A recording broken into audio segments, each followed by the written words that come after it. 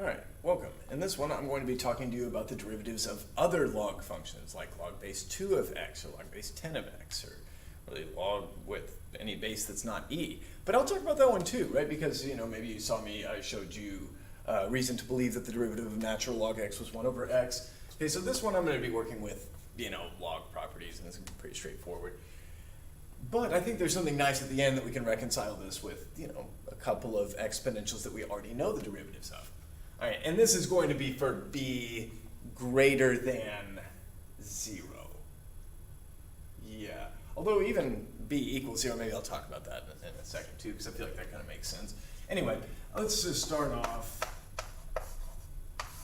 I'm going to need to remind you of a log property. It's called the change of base formula, and it's the type of formula that, when I used to teach college algebra, the students in that class were experts at it because they didn't have access to a graphing calculator. The thing where you've been able to type the base into the graphing calculator has really kind of rendered this formula less useful over time. But what I'm going to tell you is that if you've got a log with a base b and an argument a, you can write that as the ratio of two natural logs. You can write this as natural log of a divided by natural log of b. And I'm not here to show you why this is true, I'm just reporting a fact. So I'm going to start off with that.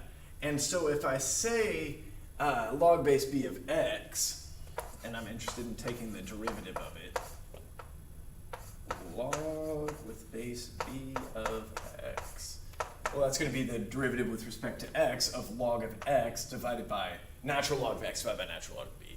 As if you're in my class, you already know when I say log, I mean natural log. But for this one, I'm going to try to make sure to mention that it's a natural log. So it's equal to the derivative with respect to x of natural log of x divided by natural log of b.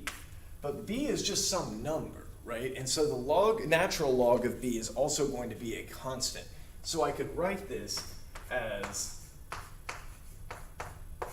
the derivative with respect to x of 1 over the natural log of b times natural log of x. And we know how to take the derivative of a number times a function. It's going to be that same number times the derivative of the function. We don't have to use the product rule because since this thing is constant, its derivative is going to be 0.